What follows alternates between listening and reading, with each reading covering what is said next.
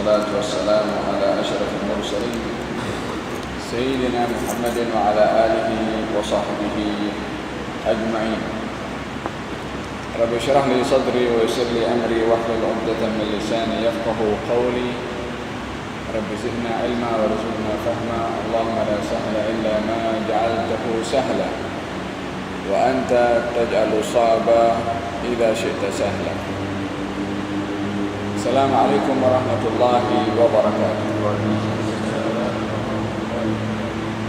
Alhamdulillah, kita bersyukur kehadirat Allah Subhanahu wa taala atas limpahan kurnia dan rahmat yang diberikan kepada kita untuk berada di bulan yang baik, bulan yang penuh dengan barakah, bulan nuzulul Quran, bulan Fathu Makkah, bulan berlakunya peperangan Badar, bulan yang dinanti-nanti dan dirindui oleh Nabi Muhammad sallallahu alaihi wasallam, yang sepatutnya menjadi kerinduan kepada orang-orang yang beriman.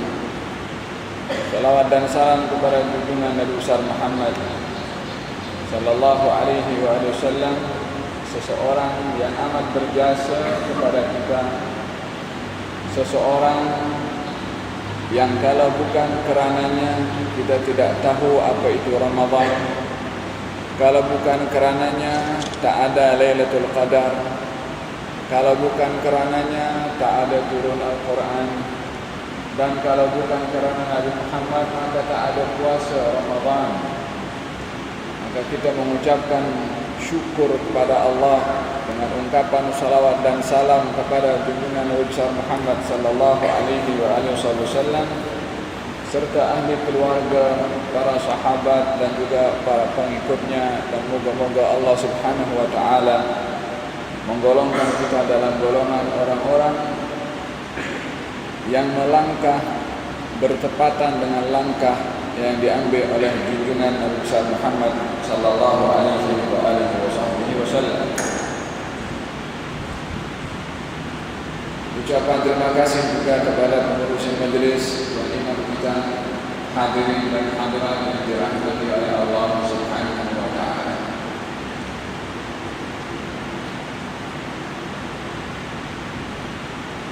Satu hari Nabi sallallahu alaihi wasallam bersabda, "Inna Allah idza ahabba 'abdan hubbiba ilayhi al-ma'ruf wa wujiha ila fi'ali." Sesungguhnya Allah bila mana suka kepada seorang hamba, maka hamba itu akan dipersenangkan kepada kebaikan dan dipermudah untuk melakukan kebaikan. Kita berada di masjid yang dinamakan Masjid Al-Khairiyah, masjid yang baik. Semua masjid adalah merupakan tempat yang baik, tempat untuk ibadah, tempat yang disukai oleh Allah Subhanahu wa taala. Ahabbul biladi masajiduha, tempat yang paling disukai oleh Allah adalah masjid-masjid. Sehingga daripada kebaikan rumah Allah, Nabi Muhammad sallallahu alaihi wasallam menghargai kepada ihsan. Orang yang berbuat ihsan kepada masjid. Salah seorang perempuan bernama Ummu Mihjan yang hidup di zaman Rasulullah, yang tugasannya adalah memungut sampah ataupun membersihkan masjid Nabi. Wanita itu bernama Ummu Mihjan yang sentiasa dinampak oleh Nabi di masjid untuk memungut sampah dan membersihkan rumah Allah Subhanahu wa taala. Sehingga pada satu hari baginda yang kebiasaannya melihat kepada Ummu Mihjan di dalam masjid, kali itu tidak nampak dan beberapa hari tidak nampak. Maka Nabi mencari tahu kenapa tidak dinampak lagi seorang bernama Ummu Mihjan. Dan sifat Nabi adalah seseorang yang mempunyai perhatian yang tinggi kepada sesiapa yang hadir, yang kerap bersama dengan Rasulullah, baik dalam salat ataupun dalam majlis. Dan itu adalah merupakan sifat yang penting bagi mereka yang datang pergi ke masjid, adalah hubungan keakraban, kerapatan, dan juga mencari tahu keadaan orang yang kerap datang kalau tidak datang kenapa. Sehingga ketika Nabi tidak nampak kepada perempuan yang bernama Ummu Mihjan yang bertugas di masjid itu, Nabi bertanya, apa jadi dengan Ummu Mihjan?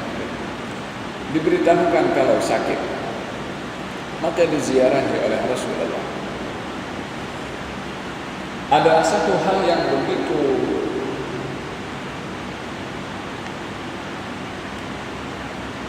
menggembirakan kepada sahabat bila mana diziarahi, dikunjungi oleh baginda Rasulullah.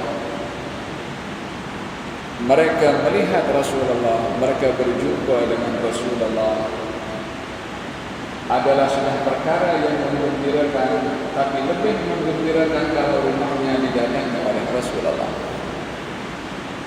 Maka baginda Rasulullah yang datang ke rumah Ummu Mihjan dalam keadaan Ummu Mihjan sakit dan terbaring, dan sakitnya itu adalah sakit tenat, maka baginda Rasulullah bersabda, kalau ajal tiba kepada wanita ini, maklumkan kepada saya. Ajalnya tiba di waktu malam hari, dan as-sahabah berpendapat untuk tidak mengganggu keselesaan rehat Nabi Muhammad sallallahu alaihi wasallam, maka mereka terus mengebumikan Ummu Mihjan tanpa memaklumkan kepada Rasulullah. Setelah keesokan harinya Nabi tahu, Nabi pun mengingatkan kenapa tidak dimaklumkan. Lalu kemudian baginda Rasulullah pergi ke kubur di mana dikebumikan di situ Ummu Mihjan. Lalu baginda Rasulullah salat jenazah. Kemudian baginda Rasulullah menyeru, ya Ummu Mihjan, apa yang kamu sudah dapat di alam kamu, yakni di alam barzakh sana. Seruan ini adalah ingin memberitahukan kepada kita satu message yang begitu penting. Message itu adalah tugasan Ummu Mihjan yang dinampak mungkin kecil, dinampak mungkin biasa, dinampak mungkin semua orang boleh buat. Tetapi baginda Rasulullah memberikan penghargaan lebih kepada orang yang berkhidmat di rumah Allah Subhanahu wa taala, sehingga Ummu Mihjan ketika sakit diziarahi, kemudian diberitahukan kalau meninggal bagi tahu, sudah pun meninggal Nabi tak tahu, didatangi dan salat jenazah Nabi, lalu masih memanggil kepada Ummu Mihjan. Tidak lain dan tidak bukan, Nabi ingin menyampaikan message kepada kita bahwasanya pentingnya orang menjaga kehormatan masjid. Maka dengan demikian, apa yang menjadi impian kepada seorang wanita bernama Hannah, istri kepada Imran, yang di dalam Quran ada surat dinamakan surat Ali Imran, keluarga Imran. Nama surat itu dinamakan surat Ali Imran karena menceritakan keluarga Imran. Di antara kisah keluarga Imran ada kaitan dengan penjagaan kepada kehormatan masjid. Apa yang menjadi ikatan kepada penjagaan atau penghormatan masjid yang menjadi fikiran dan menjadi keinginan dan cita-cita kepada keluarga Imran adalah istrinya yang bernama Hinna. Ketika hamil, dia berkata, inni nadartu laka ma fi batni muharraran fataqabbal minni. Allah, aku bernadar janin yang ada dalam kandunganku ini untuk kujadikan muharrar, orang yang berkhidmat di rumah Allah Subhanahu wa taala. Nak jadi tuan imam pun, nak jadi orang tukang sapu dan masjid. Walhasil jaga kehormatan masjid yang dipandang rendah oleh sebahagian orang. Istri kepada Imran punya azam seperti itu. Nak anaknya jadi orang yang berkhidmat di rumah Allah Subhanahu wa taala. Berapa ramai daripada orang kaum ibu ketika hamil, apa impiannya kepada janin yang dikandungnya? Yang satu nak jadi pemain bola sepak, yang satu nak jadi ahli dalam bidang apa. Walaupun perkara yang diimpikan selagi tidak bercanggah dengan nilai-nilai agama adalah perkara yang boleh-boleh saja, tetapi untuk menjaga seorang ibu itu ketika dalam keadaan hamil menghendaki anaknya menjadi orang yang the best, tapi nak menjadikan anak yang paling baik bergantung kepada latar belakang ibu itu apa bagi dirinya perkara yang baik. Orang yang suka bola sepak, anaknya jadi bola sepak. Orang yang suka bidang-bidang tertentu, dia nak seperti itu. Tapi istri kepada Imran nakkan jadi anaknya menjadi orang yang berkhidmat di rumah Allah Subhanahu wa taala, maka lahirlah anak perempuan. Walaupun dia nakkan anak laki-laki, dahulu orang berkhidmat di rumah Allah itu adalah mestilah yang bertugaslah dalam syariat sebelum Rasulullah, mestilah laki-laki, tapi ini lahir bayi perempuan diberi nama Maryam yang artinya adalah orang yang berkhidmat di rumah Allah Subhanahu wa taala. Maka dengan demikian, ketika berada di rumah Allah Subhanahu wa taala, seseorang hendaklah menyadari kalau ia berada di tempat yang paling baik di atas muka bumi ini, tempat yang paling disukai oleh Allah, dan kita pun berada di rumah Allah. Lebih lagi nama ini atau nama rumah Allah Al-Khairiyah, yaitu baik, mengingatkan kepada kita pentingnya seseorang berbuat baik ketika berada di rumah Allah Subhanahu wa taala.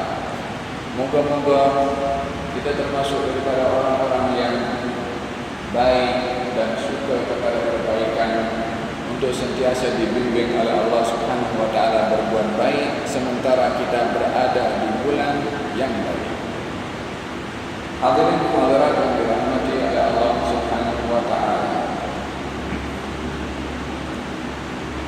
di antara kejadian yang terjadi di bulan Ramadan al-Mubarak, apa yang saya sebutkan dalam mukadimah sebentar tadi adalah yang pertama nuzulul Quran,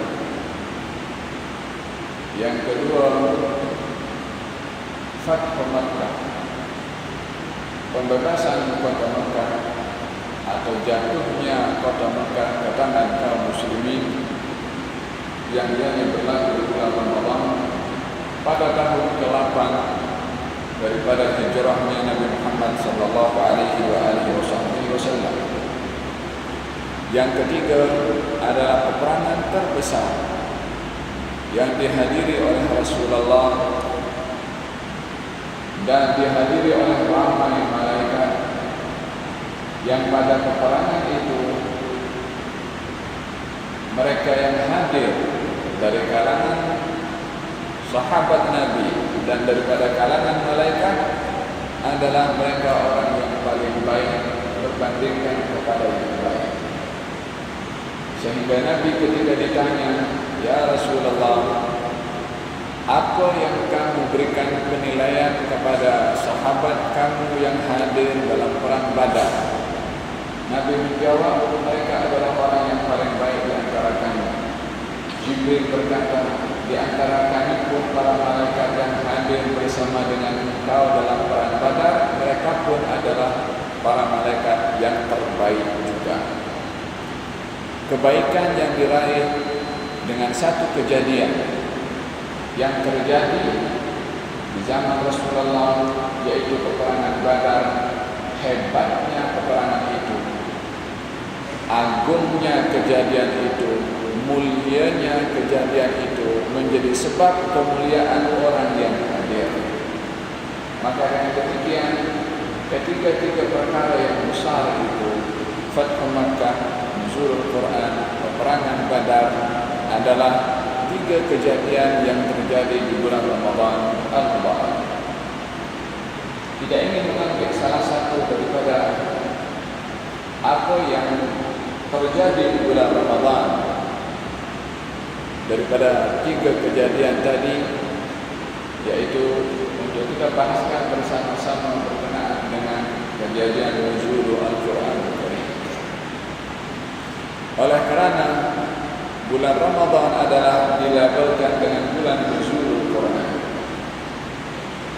Syahrul Ramadan alladzi unzila fihi Al-Quran, bulan Ramadan, bulan diturunkan Al-Quran. Ini adalah berbentuk ikhbar, pemberitahuan dari Allah Subhanahu wa taala akan satu kejadian yang terjadi di bulan Ramadan. Dan bila mana Nabi menceritakan tentang kejadian nuzulul Quran, Nabi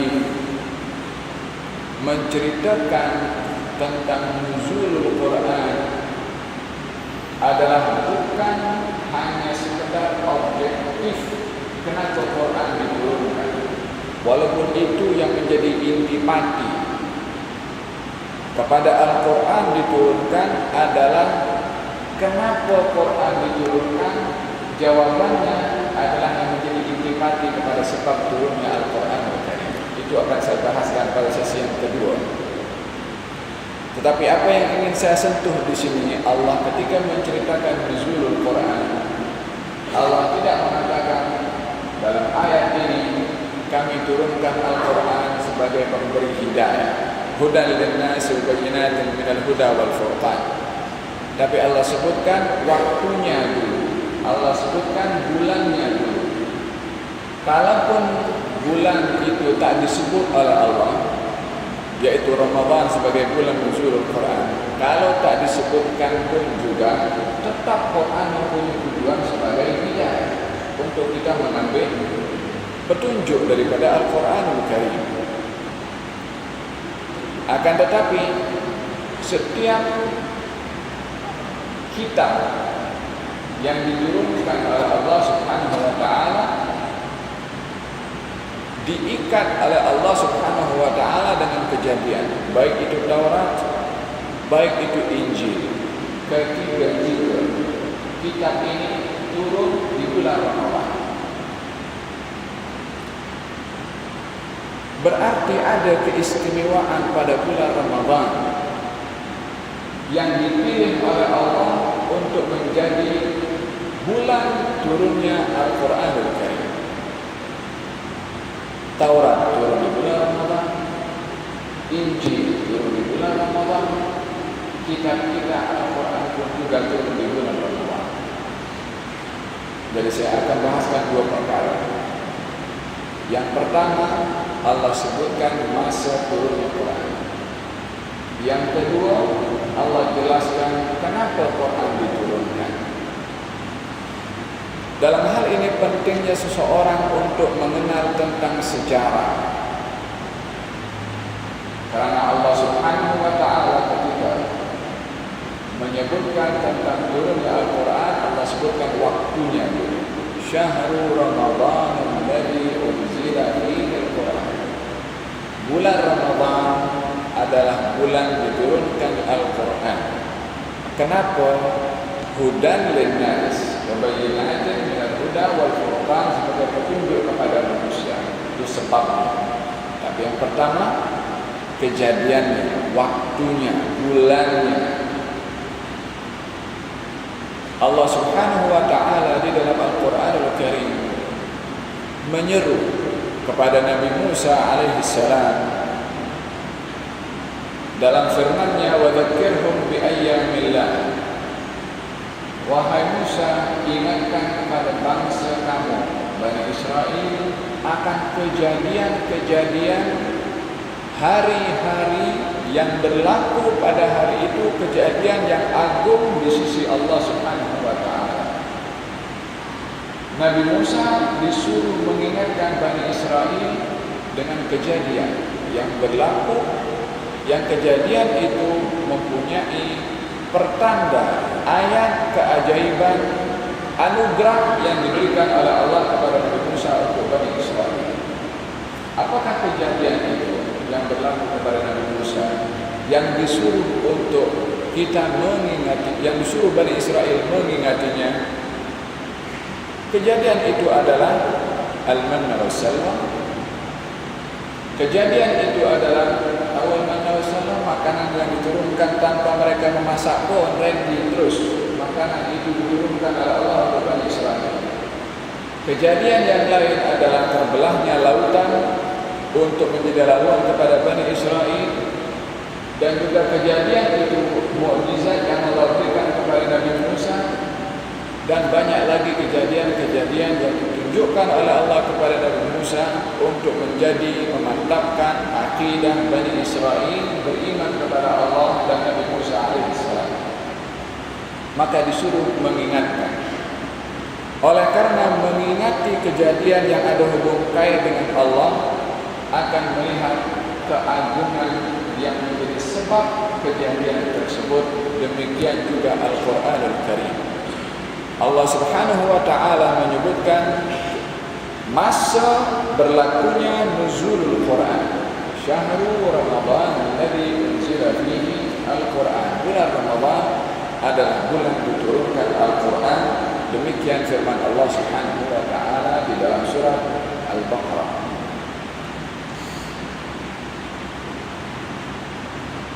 Nabi Muhammad sallallahu alaihi wasallam lebih spesifik menjawab kepada satu soalan, yang soalan itu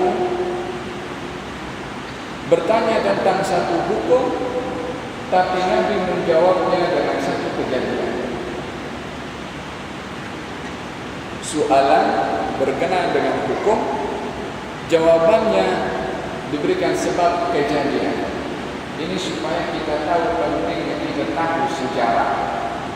Sejarah itu kejadian yang berlaku di zaman silam, yang sudah berlalu. Akan tapi kita penting untuk tahu kejadian waktu itu, dan tidak semua kejadian perlu kita untuk kaji. Tentunya kejadian-kejadian yang ada hubung kait khususnya dengan agama kita, supaya kita lebih meyakini kesahihan agama yang menjadi pegangan kepada kita. Nabi ditanya, "Ya Rasulullah, ma taqul fi shaumi yaumil itsnain?" Wahai Rasulullah, apa pandangan kamu tentang orang berpuasa di hari Senin? Nabi tidak mengatakan sunnah. Nabi tidak mengatakan itu adalah bahagian daripada perkara yang tidak diwajibkan. Yani nak puasa hari Senin fadl. Tapi baginda Rasulullah menjawab dengan dua kejadian. Qal dzakal yaumul ladzi wulidtu fihi. Di hari Isnin saya dilahirkan. Wa unzila alayya, dan di hari Isnin turun kepada saya Al-Quranul Karim atau wahyu. Dua kejadian Nabi sebut dalam soalan berkaitan dengan hukum. Nabi ini mengajak kepada umatnya supaya mengenal pasti setiap kejadian yang terjadi kepada Rasulullah sallallahu alaihi wasallam. Demikian Allah Subhanahu wa taala mengajak kita untuk tahu sejarah. Nabi Muhammad pun juga mengajak kita untuk tahu sejarah. Maka dalam hal ini seseorang mestilah mengambil peran tentang sejarah, dan seorang yang bijak akan mesti memahami sejarah apa yang patut dikaji. Bukan sejarah yang dongeng atau sejarah yang tak ada kaitan dengan iman kita. Tidak ada sejarah yang paling baik untuk menjadi kajian kepada kita melebihi daripada kebaikan sejarah Nabi Muhammad sallallahu alaihi wasallam. Kalau di dalam Al-Qur'anul Karim Allah Subhanahu wa taala menekankan tentang pentingnya sejarah para nabi dan para rasul untuk Rasulullah. Allah kisahkan kepada Nabi Muhammad kisah-kisah para anbiya, Nabi Yusuf dan sebagainya, dan Allah berfirman, laqad kana fi qasasihim ibratun li ulil albab. Terkandung di dalam kisah-kisah mereka para nabi dan rasul ibrah, pengajaran bagi orang yang berakal. Di dalam surat Yusuf, Allah Subhanahu wa taala ketika mengkisahkan tentang surat itu, Allah sebutkan ahsanal qasas, kisah yang paling baik, kisah yang penuh dengan makna. So dikisahkan karena semuanya berkaitan dengan sejarah, pentingnya untuk kita kenal kepada sejarah.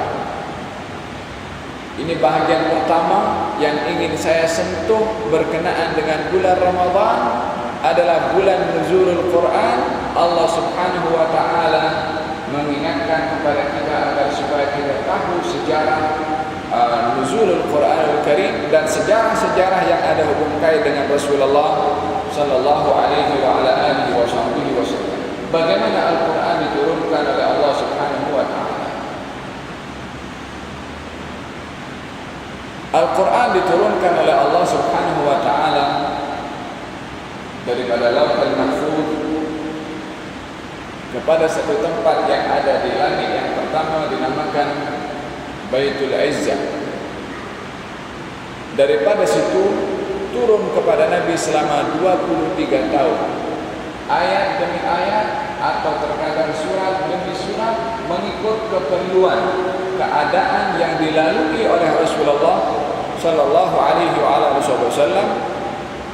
Turun kepada baginda Rasulullah mengikut keadaan selama 23 tahun, sehingga ayat yang terakhir turun kepada Nabi Muhammad sallallahu alaihi wasallam, wattaqu yawman la tajzi nafsun an nafsin syai'an. Itu adalah merupakan ayat yang terakhir turun kepada baginda Rasulullah sallallahu alaihi wasallam. Dan Jibril alaihi salam setiap bulan Ramadan datang kepada Rasulullah untuk bertadarus bersama dengan Nabi.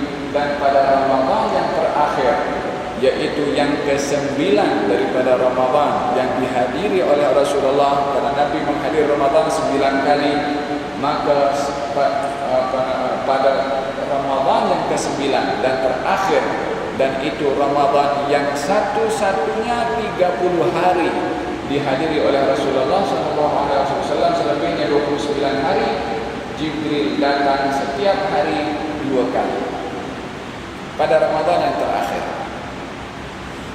Apa hikmah di sebalik turunnya Jibril kepada Rasulullah dan bertadarus dengannya?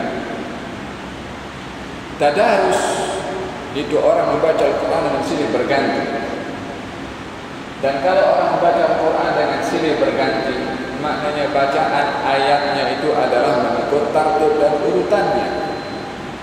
Nabi ketika bertadarus dengan Jibril adalah Jibril memberitahukan tentang penyusunan ayat, peletakan ayat, penyusunan surat dan peletakan surat.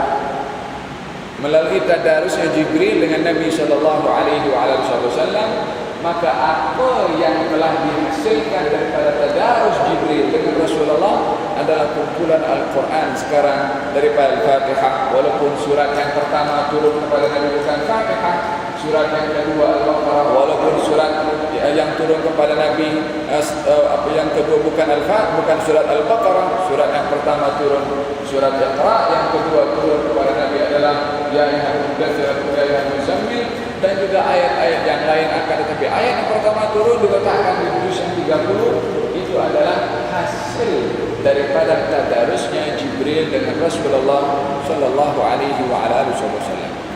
Dan kita pun juga berada di bulan Tadarusul Quran.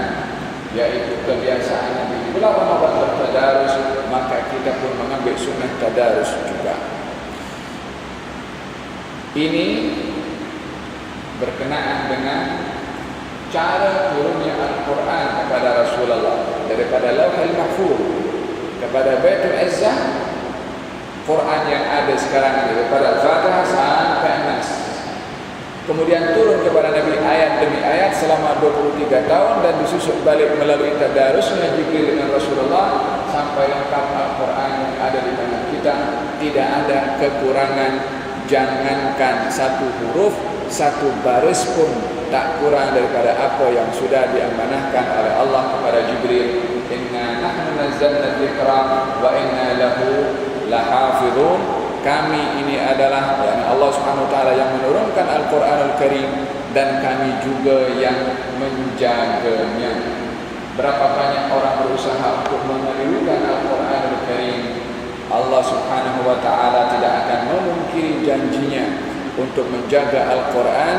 Hanya Allah akan menjaga Al-Quran, mengikut apa yang dikehendaki oleh Allah akan penjagaan Al-Quran. Tugasan kita juga menjaga Al-Quran. Kita pun dituntut untuk menjaga. Allah akan jalankan tugasnya untuk menjaga Al-Quran dengan sifat ketuhanannya Allah. Kita juga mesti menjaga Al-Quran mengikut tanggungjawab yang Allah amanahkan Al-Quran itu kepada kita. Lalu apa amanah Allah tentang Al-Quran itu kepada kita? Adalah memahami objektif diturunkan Al-Quran. Apa objektif Al-Quranul Karim diturunkan oleh Allah Subhanahu wa taala? Secara general ada 4 objektif Al-Quran itu diturunkan oleh Allah Subhanahu wa taala. Dan itu diungkapkan di dalam ayat Al-Quranul Karim yang kita ingin bahaskan sedikit demi sedikit berkenaan dengan ayat tersebut. Yang pertama, sebagai mau'izah. Yang kedua adalah sebagai penawar. Yang ketiga sebagai hidayah. Yang keempat sebagai rahmat. Allah Subhanahu wa taala berfirman dalam Al-Qur'anul Karim, "Ya ayyuhan nas, qad ja'atkum maw'izatun bir rabbikum wa shifaa'un lima fis sudur wa hudan wa rahmatun lil mu'minin." Wahai sekalian manusia, datang kepada kamu mau'izah. Kita selalu kalau ada acara-acara macam ini dikatakan mau'izah hasanah, nasihat yang baik. Mau'izah adalah wasiat al-khair, wasiat kebaikan, itu namanya mau'izah, nasihat. Orang kalau ingin menyampaikan nasihat dan isi kandungannya kata-kata yang baik, maka kita tidak melihat siapa yang menyampaikan, tetapi kita melihat yang disampaikan itu. Kita memang perlu melihat siapa yang menyampaikan, tetapi bukan intipati. Untuk penerimaan bergantung kepada siapa yang menyampaikan, tetapi juga bergantung kepada apa yang disampaikan. Pada masa yang sama kita tidak hanya melihat kepada apa yang disampaikan dengan mengedepikan siapa yang menyampaikan. Dua perkara ini adalah penting, siapa yang menyampaikan dan juga apa yang disampaikan.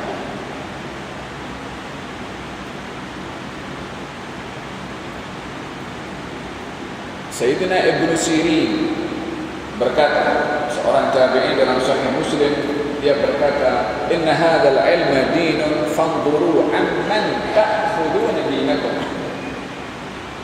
Sesungguhnya agama ini atau ilmu ini adalah agama.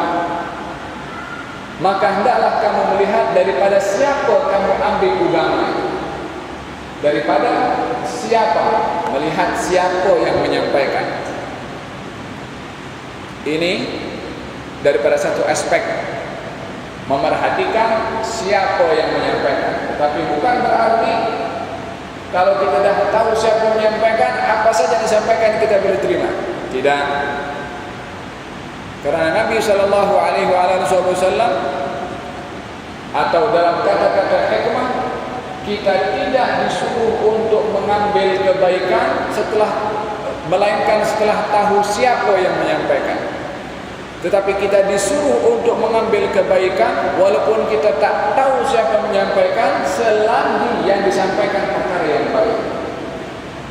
Kalau kita kenal pasti orang yang menyampaikan orang yang baik, pasti yang disampaikan adalah baik. Tapi belum tentu penyampaian yang baik itu kita tahu yang menyampaikan adalah orang baik.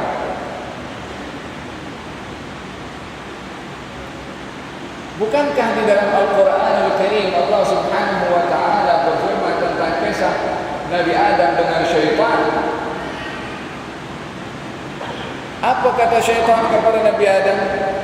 Wa qasamahuma inni lakuma laminan nasihin. Wallahi, demi Allah, saya ini penasihat kepada awak. Syaitan mengaku penasihat, maknanya nak menyampaikan perkara yang baik. Apa yang berlaku kepada Nabi Adam ketika menerima apa yang disampaikan daripada nasihat itu? Hukuman yang ada dari Allah Subhanahu wa ta'ala. Tidak. Pentingnya seseorang itu untuk menerima kebaikan adalah dengan melihat siapa yang menyampaikan. Kalau kita kenal siapa yang menyampaikan orang yang baik, mesti yang disampaikan itu perkara yang baik. Tetapi kalau kita tak kenal siapa yang menyampaikan, belum tentu yang disampaikan tidak baik. Maka dalam hal ini pentingnya seseorang untuk mengkaji dua-dua, yang menyampaikan dan penyampaiannya. Dalam ayat ini Allah Subhanahu wa ta'ala mengategorikan tentang Al-Quran adalah sebagai mau'izah, wasiyatul khair, penyampaian yang baik, yakni yang menyampaikan ataupun isi kandungannya adalah perkara yang baik. Makanya dalam pepatah dikatakan undur maqal wala tandur maqal. Lihatlah apa yang disampaikan, jangan lihat siapa yang menyampaikan. Tadi katanya sudah tengok siapa yang menyampaikan, sekarang pula sudah tengok apa yang disampaikan. Tak payah pening. Dia punya maksud kalau kita kenal siapa yang menyampaikan, pasti penyampaiannya baik. Kalau kita kenal orang itu orang baik. Tapi kalau kita tak kenal yang menyampaikan itu orang baik atau tidak, belum tentu yang disampaikan tak baik. Kita kena timbang itu penyampaiannya atau isinya itu betul atau tidak, mengikut neraca yang tak berubah, yaitu daripada neraca timbangan syariat Nabi Muhammad sallallahu alaihi wasallam. Kenapa Allah mulakan Al-Quran dengan sebutan mau'izah? Qad ja'akum ya ayyuhan nas. Saya ulangi ayatnya, ya ayyuhan nas, wahai sekalian manusia. Di dalam Quran Allah bila mana menyebut manusia, seruan itu ditujukan kepada manusia, maka ia merangkumi kepada orang beriman dan tidak beriman. Tapi bila mana ditujukan kepada orang yang beriman, adalah akan disebutkan wahai orang yang beriman. Dan bila mana seruan datang daripada Allah kepada orang yang beriman, mesti di dalamnya adalah perintah atau larangan. Tetapi bila mana seruannya kepada manusia, merangkumi beriman dan tidak beriman, adalah bersifat ikhbar, pemberitahuan, ancaman kepada perkara-perkara yang akan berlaku di masa akan datang. Dalam ayat ini Allah menyeru, ya ayyuhan nas, wahai sekalian manusia yang beriman dan yang tidak beriman, laki-laki ataupun perempuan. Adakah jin termasuk? Ya, jin termasuk juga. Qad ja'atkum mau'izatun min rabbikum, datang kepada kamu mau'izah. Di sini Allah ingin memberitahukan tentang isi kandungan Quran adalah perkara yang baik. walaupun mereka yang tidak beriman kepada Allah, tidak meyakini kepada Allah, tidak meyakini kewujudan Allah Subhanahu wa taala, juga diminta untuk melihat bahwasanya isi kandungan Quran. Kalau kamu tak percaya kepada Allah, tidak beriman kepada Allah sebagai yang menurunkan Al-Quran, tapi dikatakan Quran ini adalah kata-kata penyampaian yang baik. Kembali kepada apa yang saya katakan, walaupun tidak kenal kepada siapa yang menyampaikan, belum tentu yang disampaikan tidak baik. Allah ingin menarik minda akal orang-orang yang tidak beriman kepada Allah Subhanahu wa taala. Kamu jangan terlebih dahulu menolak kepada Al-Quran Al-Karim karena kamu tidak percaya kepada Allah, karena isi kandungan Quran itu perkara yang baik. Seperti mana kita kalau dinasihatkan oleh orang, walaupun orang itu tidak beriman, kita orang belajar ke university, lecture, kita bukan orang yang beriman umpamanya, tapi apa disampaikan perkara yang baik, kita tolak atau kita terima? Kita terima. Walaupun yang menyampaikan itu tidak beriman kepada Allah Subhanahu wa taala. Mungkin lecture first time datang ke kita punya kelas dan menyampaikan, atau kita hadir dalam satu seminar yang disampaikan oleh orang bukan Islam, tak kenal pun kita kepada orang itu, tapi bila mana apa disampaikan perkara yang baik, kita akan ambil. Allah Subhanahu wa taala ingin menarik perhatian manusia secara amnya, apatah lagi orang yang beriman, untuk memahami kalau isi kandungan Al-Quran adalah perkara yang membawa kebaikan. Pemberitahuan, walaupun belum boleh diterima kalau kita diberitahukan bahwasanya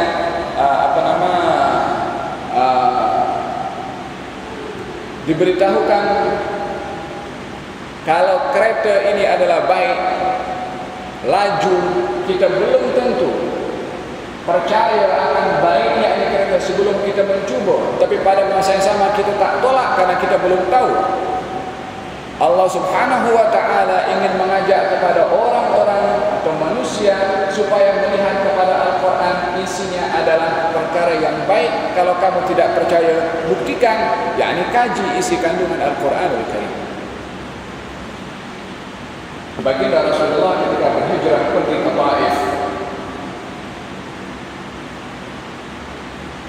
dan di Taif tidak dilayan baik, baginda pun keluar daripada Taif, berhenti di sebuah pokok, kemudian Nabi salat di situ. Dalam keadaan Nabi ingin menyampaikan Quran kepada orang Taif dan ditolak. Akan tetapi setelah Nabi salat di bawah pokok, yang beriman makhluk yang lain daripada jin. Kata Allah Subhanahu wa taala menceritakan di dalam Al-Quran, Nabi ketika salat, selesai daripada salat itu diturunkan ayat oleh Allah Subhanahu wa taala, kata-kata daripada bangsa jin yang mengatakan, kami mendengar ayat yang diturunkan oleh Allah setelah Nabi Musa, yakni setelah Taurat ada ayat yang mirip dengan Taurat, yaitu Al-Quranul Karim, yang pada akhirnya jin beriman kepada Rasulullah sallallahu alaihi wasallam di saat Nabi menawarkan Al-Quran kepada bangsa manusia, tapi tidak beriman, tidak menerima. Yang menerima adalah golongan daripada bangsa jin, sebab di dalamnya adalah mau'izah, ada kata-kata penyampaian yang baik. Dan ini status Al-Quran yang pertama. Mau'izah adalah pemberi nasihat yang baik. Yang kedua adalah wasyifa'un lima fis sudur,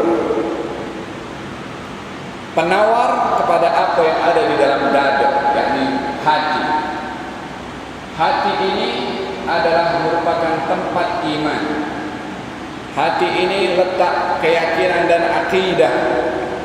Maka Al-Quran diletakkan oleh Allah dalam matlamat dan objektif yang kedua adalah untuk menyembuhkan penyakit akidah, penyakit keraguan-raguan kepada Allah Subhanahu wa taala, penyakit tidak percaya akan kewujudan Allah Subhanahu wa taala. Adakah Al-Quran hanya untuk mengobati penyakit akidah sahaja? Memang tentunya Al-Quran adalah penawar kepada penyakit akidah dan penyakit bukan akidah, termasuk penyakit fizikal. Lihat salah seorang berkata, saya hairan kepada orang yang terkena penyakit sedih, susah tidak rujuk kepada firman Allah Subhanahu wa taala, "Wa nada fi dhulumat an la ilaha illa anta subhanaka inni kuntu minadh dhalimin." Saya heran kalau ada orang susah hati, sedih, kemudian tidak mengambil penawar daripada Al-Quran, bacaan la ilaha illa anta subhanaka inni kuntu minadh dhalimin, yang mana ayat ini dibaca oleh Nabi Yunus ketika berada dalam perut ikan dalam keadaan sedih dan susah. Allah Subhanahu wa taala berfirman setelah Nabi Yunus mengucap demikian, "Fanajjaynahu minal ghammi wa kadzalika nunjil mu'minin." Kami selamatkan Yunus daripada kesusahan dan kesedihan, dan dengan zikir itu juga kami Allah akan selamatkan orang-orang yang beriman. Allah dah bagi tahu dalam Al-Quran bahwasanya orang susah hati akan diselamatkan oleh Allah daripada kesusahannya dengan zikir Nabi Yunus. Maka kata seorang yang alim ini mengatakan, saya heran kalau ada orang susah hati tak baca zikir ini, sementara terkandung di dalamnya penawar.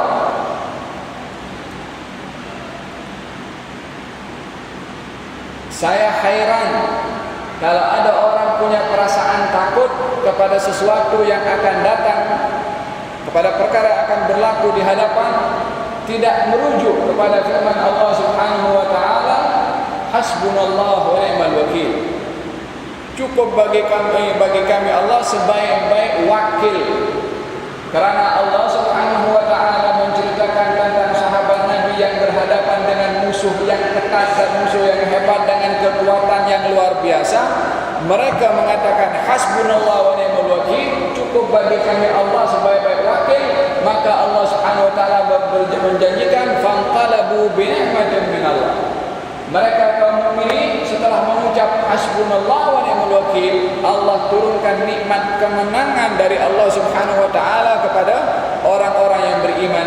Bagaimana ada orang punya perasaan takut, tak merujuk kepada ayat Quran untuk mengucap hasbunallah wa ni'mal wakil, sementara Allah jamin orang yang mengucapnya akan diberikan pertolongan dan nikmat oleh Allah Subhanahu wa taala. Demikian Al-Quran juga bukan hanya penawar pada penyakit akidah, melainkan juga penawar kepada penyakit-penyakit yang lain, sedih, susah, musibah dan lain sebagainya. Bahkan lebih daripada itu, Al-Quran juga adalah merupakan penyakit kepada penyakit fisikal. Dalam Sahih Bukhari kita tahu satu riwayat yang kerap disampaikan oleh para asatidzah tentang seseorang yang terkena senatan ular, lalu dibacakan di situ surat Al-Fatihah, lalu orang itu sembuh daripada senatan ular. Ini pun bahagian daripada penawar Al-Quranul Karim yang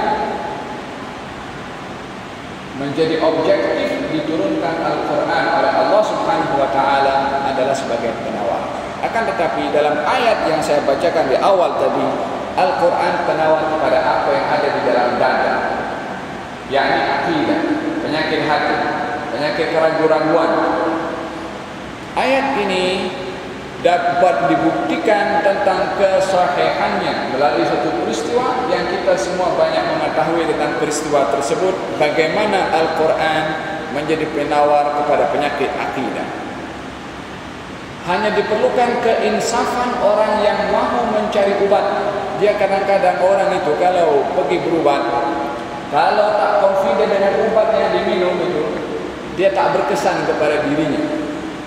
Tapi sifat confident kepada ubat yang diminum, maksud confident itu bukan meyakini ubat ini mendatangkan kebaikan. Allah Subhanahu kuasa.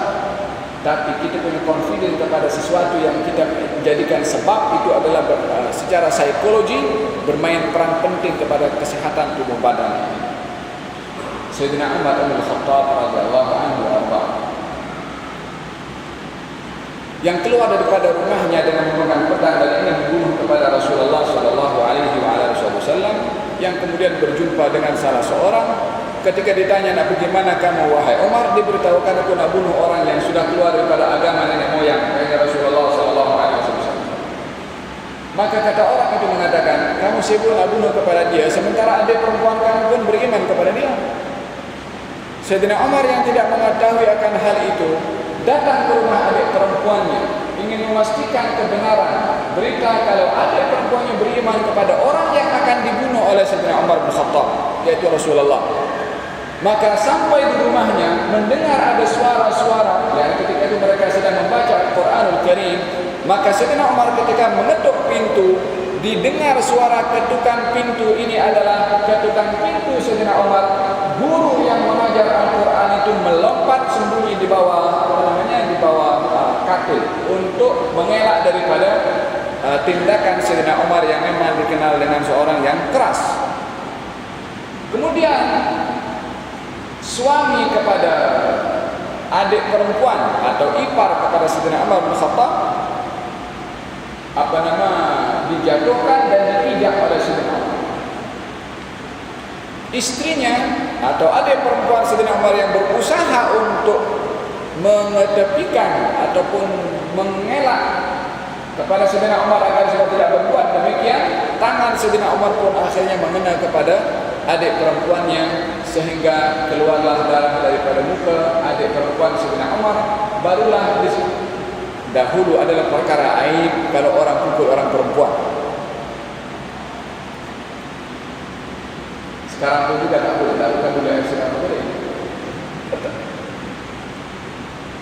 Maka Sayyidina Umar melihat apa yang tindakan itu adalah perkara yang di luar kawalan dan perkara yang salah dilakukan.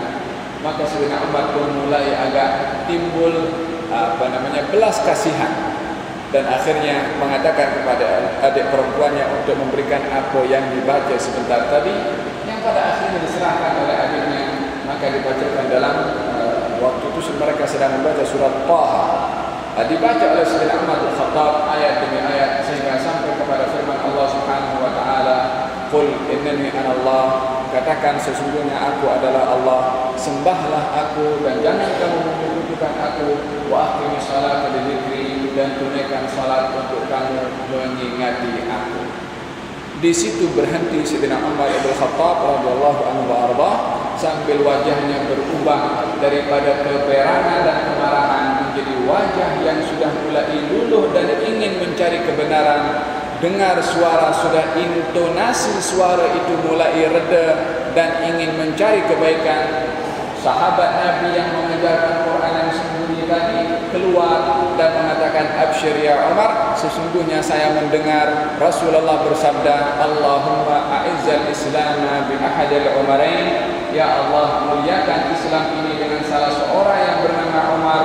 Yang pertama adalah Umar bin Khattab, yang kedua adalah Amr ibn Hisham, yaitu Abu Jahal. Yang kedua-dua namanya adalah Ain Mim Ra. Hanya saja bezanya, yang satu Umar, yang satu Amr. Apa beza Umar dengan Amr? Dari segi tulisan, kalau Umar Ain Mim Ra, kalau Amr Ain Mim Ra Waw, ada waw di akhirnya. Itu namanya bacaannya Amr, yang dibaca Umar. Kalau Umar 3 huruf, kalau Amr 4 huruf. Maka Nabi pernah bersabda, Allahumma a'izzal Islam bi ahadil Umarain. Ya Allah, muliakan Islam ini dengan salah seorang bernama Umar bin Khattab dan atau Amr bin Hisham. Hidayah Allah lebih mengena kepada Sayyidina Umar bin Khattab yang pada akhirnya memeluk kepada agama Islam. Penyakit yang ada pada awalnya akidah yang menyebabkan neraca kepada hati kalau sakit ini tak boleh menilai kebenaran. Seperti mana neraca timbangan kalau rosak tak boleh nak menimbang sesuatu dengan tepat wazannya, dia punya kadar timbangan itu. Demikian hati manusia yang menjadi neraca untuk menimbang kebaikan dan keburukan. Kalau hati ini tidak bersih, tidak baik, maka hati itu tidak boleh menimbang dengan benar. Oleh karena itu Allah Subhanahu wa taala menjadikan Quran sebagai syifa lima fis sudur, penawar kepada penyakit di dalam hati akidah ini. supaya apa yang akan diceritakan oleh Allah di dalam Quran berkenaan dengan perkara-perkara yang zahirnya susah untuk diterima oleh akal, tetapi kita boleh menerimanya disebabkan oleh kerana neraca yang ada di dalam, yaitu hati, neraca iman, percaya bahwasanya apa yang disampaikan oleh Allah Subhanahu wa taala adalah semuanya benar. Kita tidak pernah tengok kepada neraka, kita tidak tengok kepada syurga. Tapi apakah yang menyebabkan kita percaya kepada neraka dan syurga sementara kita tak tengok? Kita punya keimanan. Kita tahu di situ ada sirat, di situ ada mizan, ada timbangan, di situ ada telaga Nabi, di situ pintu langit ada pintu, di situ ada syurga punya pintu, neraka punya pintu, ada malaikat. Kita pun tak pernah tengok itu semua. Apa yang menyebabkan kita percaya? Sebab hati kita sudah beriman kepada Al-Quranul Karim. Maka dengan demikian Al-Quran diletakkan yang kedua objektifnya oleh Allah Subhanahu wa taala adalah untuk menjadi penawar kepada penyakit akidah. Maka seseorang yang beriman kepada Al-Quran mesti hati dan akidahnya itu bersih dan selamat, tidak akan meragui apa saja berita yang disampaikan oleh Allah Subhanahu wa taala di dalam Al-Quranul Karim. Objektif yang kedua. Objektif yang ketiga adalah hudan, hidayah. Dan dalam surat Al-Baqarah yang saya bacakan tadi pun juga diberitahukan tentang firman Allah Subhanahu wa taala, "Syahrul Ramadan alladzi unzila fihi al-Qur'an hudan lin-nas." Bulan Ramadan, bulan turunkan Al-Quran, hidayah untuk manusia. Dalam ayat ini diletakkan hudan, hidayah.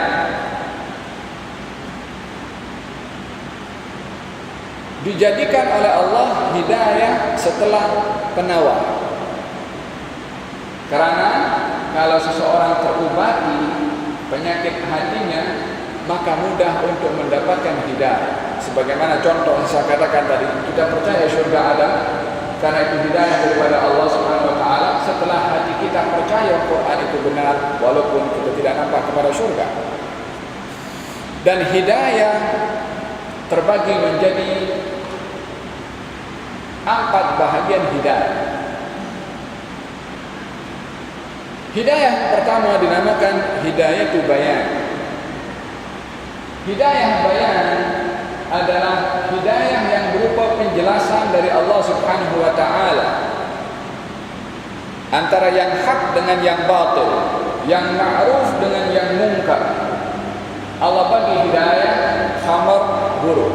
Allah bagi hidayah bahwasanya korma ataupun madu, minuman yang membawa kebaikan. Ini hidayah itu bayan. Allah jelaskan keburukan khamar, Allah menjelaskan tentang kebaikan minuman-minuman selain daripada khamar. Yang kedua, kalau orang tahu ini baik, ini tak baik. Kalau orang diberikan seorang ini racun, ini madu. Kalau tahu yang ini racun, ini madu, tentunya dia akan memilih yang baik dan tidak memilih yang tidak baik. Ini hidayah itu bayan. Macam itu